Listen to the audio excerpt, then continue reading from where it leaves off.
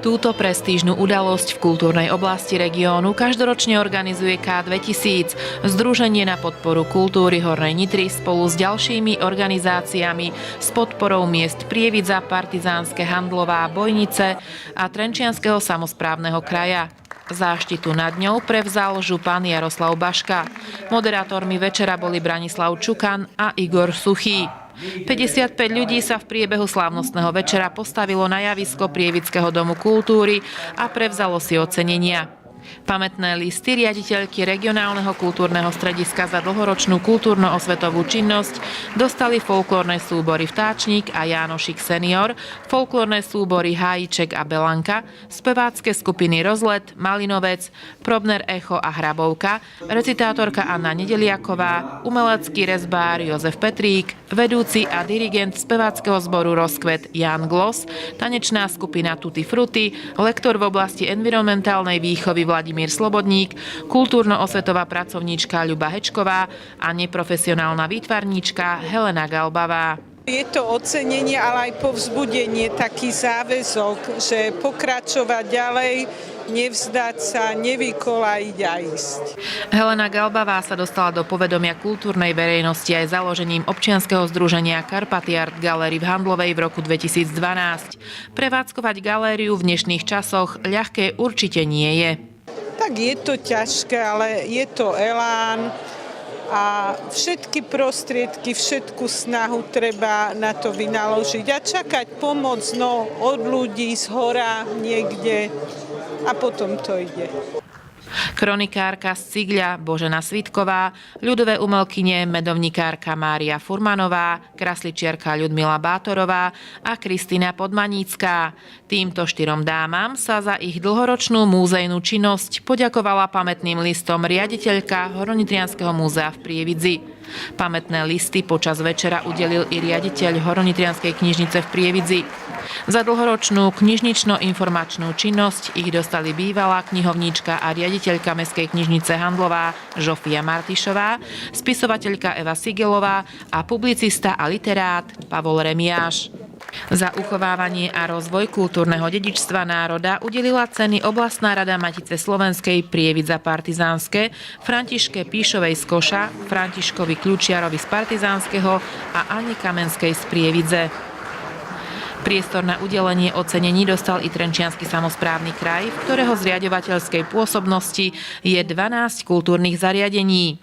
V lani podporil sumou takmer 160 000 eur 50 projektov zameraných na rozvoj a zachovanie kultúrnych tradícií. Trenčiansky samosprávny kraj má tu v samotnom hlavnom meste Hornej Nitry v Prievidzi 3 svoje inštitúcie. Je to regionálne kultúrne centrum, Hornonitrianske múzeum a potom Hornonitrianska knižnica, ktoré naozaj robia všetko preto, aby tá kultúra sa tu zachovávala z generácie na generáciu. Veľmi dobre komunikujú, myslím, že len nie s tými rôznymi spisovateľmi, s maliarmi, s folklórnymi skupinami, ale hlavne komunikujú tiež s mestami a obcami na Hornej Nitre pri rôznych takýchto podujatiach a stretnutiach.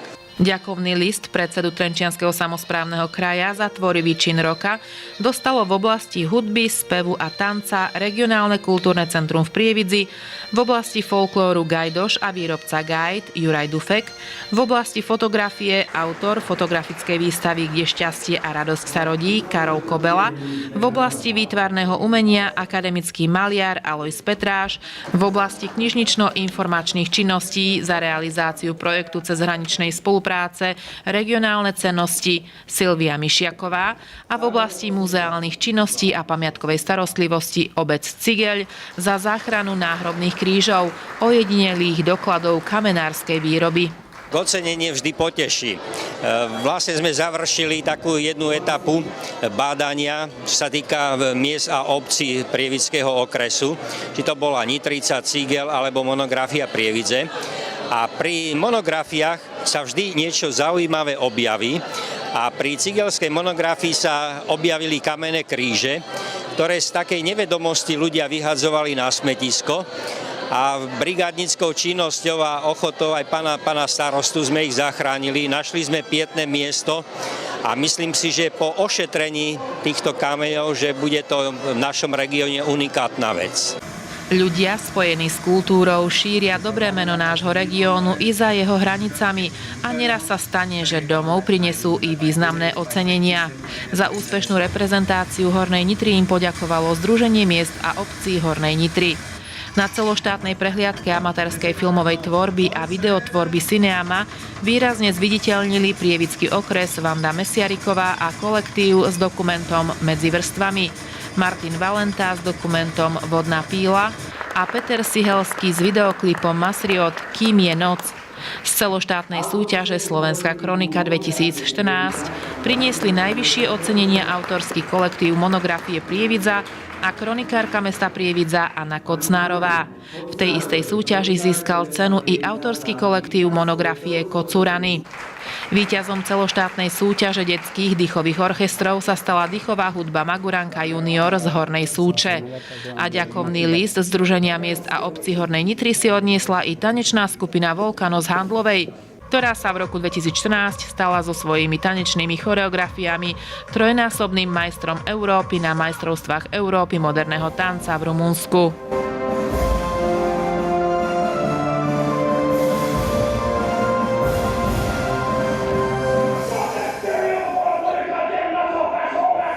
Znamená to pre nás mnoho, pretože už 15 rokov úspešne reprezentujeme Hornú Nitru a veľmi si to ceníme.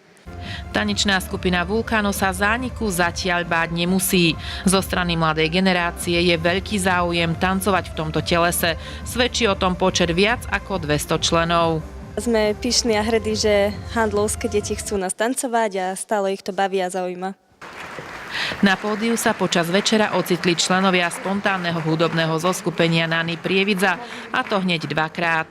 Najskôr v úlohe účinkujúcich a potom aj ocenených. Za netradičné kultúrne aktivity si odniesli cenu občianskeho združenia K2000. Veľmi si cením túto cenu, pretože keď sme dostávali cenu v minulosti za album, tak to je také ako keby trošku aj subjektívne, že album sa niekomu páči, niekomu nepáči a je to také, že nemusí to byť nejak objektívne. Cenu získali hudobníci za bohatú koncertnú, nekonvenčnú a neformálnu prezentáciu hudby.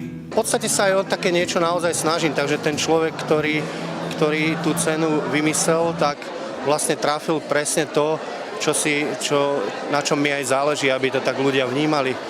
Takže si myslím, že toto sa dá aj trošku vlastne svojím spôsobom objektívne povedať, keď je človek nekonvenčný, tak je. Ľudia sa hodinám zmietajú a v duši sa pýtajú, ktorú odžijú. Hej, buďte a to bude veselo, už by im tam bonbon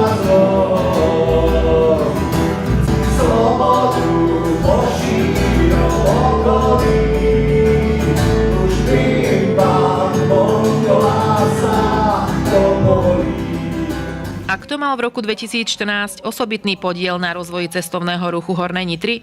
Tentokrát traja páni. Žurnalista a redaktor Slovenského rozhlasu Marian Ondáš, riaditeľ hotela Remata Miroslav Kratka a predseda klubu slovenskej turistiky Horná Nitra Stanislav Vakula. Cenu im udelila oblastná organizácia cestovného ruchu Región Prievidza Bojnice. Bol som milo prekvapený, veľmi ma to potešilo a dúfam, že ma to aj povzbudí ďalšej práci. Stanislav Vakula je aktívny v turistickom klube 15 rokov. Cenu získal za osobitný podiel na objavovaní krás regiónu a Slovenska rôznymi aktivitami turistiky a osvety. A jeho zásluhou má dnes klub 240 členov. Jeho želaním je, aby sa im darilo ako doposiaľ. Pretože príroda lieči, to je moje porekadlo a myslím si, že sa to aj plní. K organizáciám, ktoré každoročne udeľujú ocenenia v oblasti kultúry, patrí i Združenie pre rozvoj regiónu Horná Nitra. Cenu za osobitný prínos k rozvoju kultúry Hornej Nitry za rok 2014 odovzdal predseda Združenia folklórnemu súboru Jánošík, folklórnym skupinám Lubená a Bukovec, kultúrno-osvetovému pracovníkovi, divadelníkovi a folkloristovi Viliamovi Kurbelovi, divadelníčke Viere Marsinovej, kultúrno-osvetovej pracovníčke Márii Šutovej, recitátorke Alene Ondrej Miškovej a kultúrno-osvetovej pracovníčke Eve Henčelovej. Alena Ondrej Mišková je dlhoročnou a zanietenou recitátorkou nielen na občianskych obradoch v Bojniciach, ale i úspešnou účastníčkou mnohých celoslovenských súťaží v umeleckom prednese poézie, viacnásobnou víťazkou prehliadok Váncovej Lomnička a Slovenský festival poézie Beniakove Chinorany. Čo mi to dalo? Pochopiť toho druhého, keď je v radosti, keď je v žiali, byť tam, kde prichádza život, tam, kde je smrť a byť normálna, prirodzená v tej ľudskej výpovedi, nebáť sa prejaviť pocit, cít, byť úprimná voči sebe aj tým druhým, aj voči Bohu. Evu Henčelovú sme, tak ako po iné roky aj tento, videli na javisku počas celého večera. Asistovala ľuďom, ktorí odovzdávali ocenenia. Až sa napokon medzi ocenených postavila i sama. A konalo sa i prekvapenie, ktoré nečakala. Generálna riaditeľka Národného osvetového centra jej udelila poctu Národného osvetového centra za 40-ročnú prácu v oblasti záujmovo-umeleckej činnosti. Bola som milo prekvapená, je pravda, že 40 rokov na osvetovom stredisku je ako dlhá doba. Poznám celý okres, a povedala by som, že aj tie dva okresy, do ktorých chodím. Naozaj som bola prekvapená, je to najvyššie ocenenie generálnej riaditeľky Národného osvetového centra a keďže som nebola na to pripravená, ma to tak dojalo, že neviem či si to zaslúžim nakoniec. Celý svoj profesný, ale i osobný život zasvetila Eva Henčelová kultúre. Sama hovorí, že kultúra jej dala všetko. Aj dôchodok trávi s ňou a pomáha pri rôznych podujatiach organizovaných regionálnym kultúrnym centrom. Keďže folklór mi bol blízky srdcu, tak samozrejme všetko venujem tomu folklóru aj tým ďalším podujatiam, na ktoré som chodila, na ktorých ma všetci naši obyvatelia týchto okresov poznali. Nezobrala mi nič. Ja si myslím, že kultúra nemôže zobrať. Kultúra môže len dať. A ak mi zobrala, tak možno, že trošku môjho voľného času, ale ten sa dá využiť naozaj v tej kultúre vynikajúco. Ja chcem pri tejto príležitosti zablahoželať všetkým tým, ktorí boli dnes ocenení, ktorí sa starajú o tú kultúru, o ten rozvoj kultúry. Ja im tak naozaj v tichosti aj závidím, pretože ak by som mal ja zaspievať alebo zahrať na niečom, tak by asi všetci ušli a sú to naozaj ľudia profesionáli, ktorí to vedia. Veľmi veľa týchto ľudí to robí vo svojom voľnom čase, bez nároku na honorár a to si vážim asi najviac na týchto ľuďoch, pretože bez nároku na honorár dokážu tú kultúru tu nejakým spôsobom rozvíjať a uchovávať. Ako prvý si ocenenie prevzal vedúci folklórneho súboru Vtáčnik Ľubomír Macek. Súbor ho dostal za dlhoročnú činnosť. Celých 45 rokov pôsobí na folklórnej scéne, až neúspechy doma i v zahraničí. Piesňami a tancami z Hornej Nitry dal pomyselnú bodku za kultúrou 2014.